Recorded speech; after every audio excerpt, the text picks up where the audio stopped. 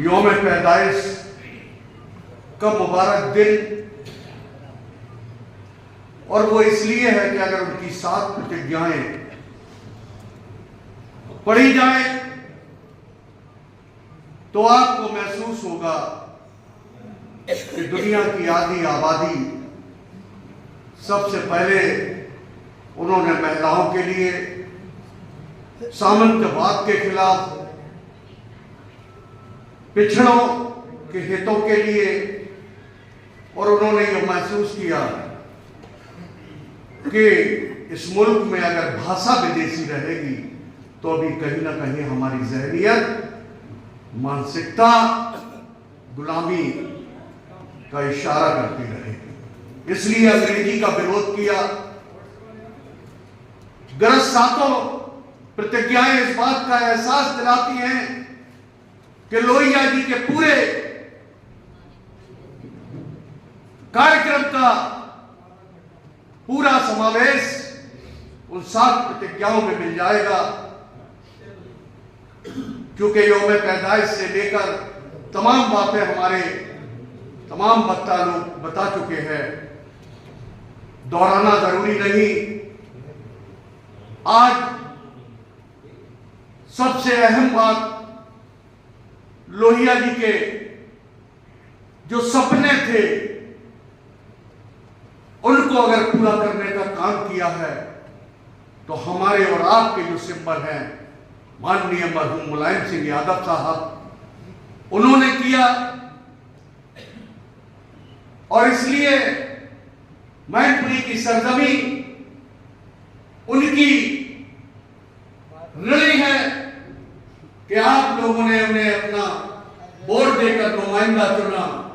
उसके बदले में मैनपुरी को जो सौगातें दी हैं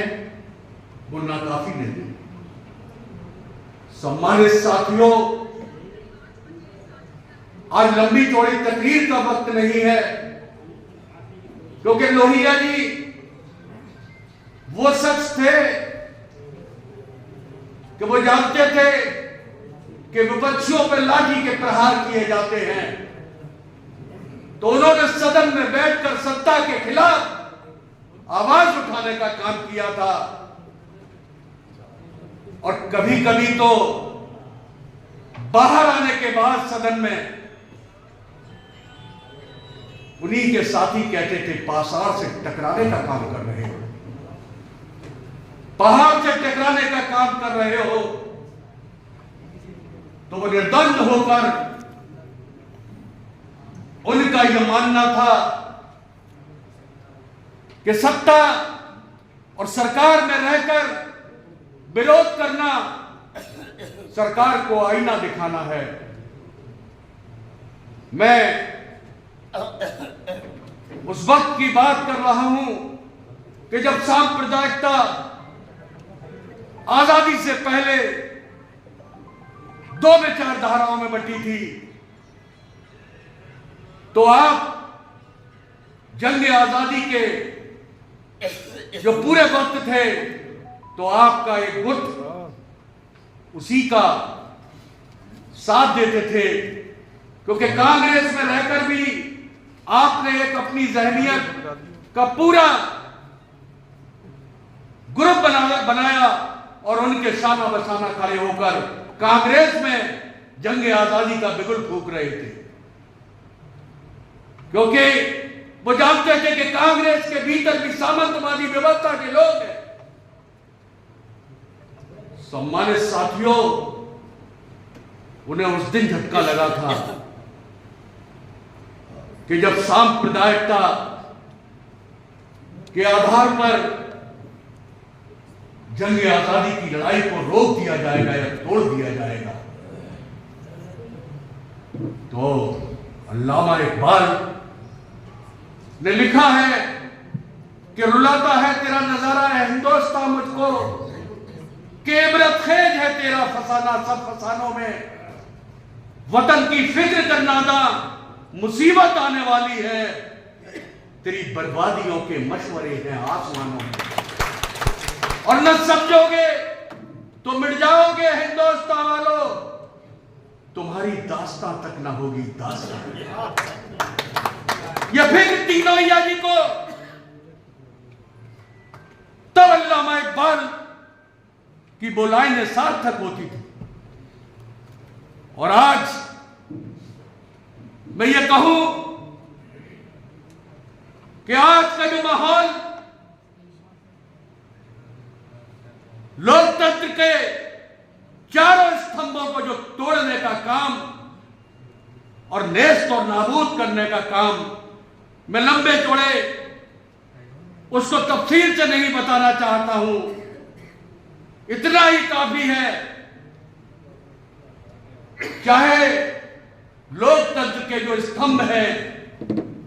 विधायिका हो, न्यायपालिका हो, कार्यपालिका हो और पत्रकारिता हो, उन पर एक मुश्त कब्जा करके अगर यह भी कह दिया जाए कि उनकी पकड़ कर ली गई है और उनसे मनमानी तरीके से अपने मर्जी के मुताबिक काम कराए जा रहे हैं, जो देश में कुर्बानियां हैं,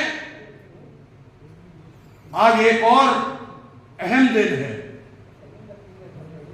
सरदार भगत सिंह, राजगुरु,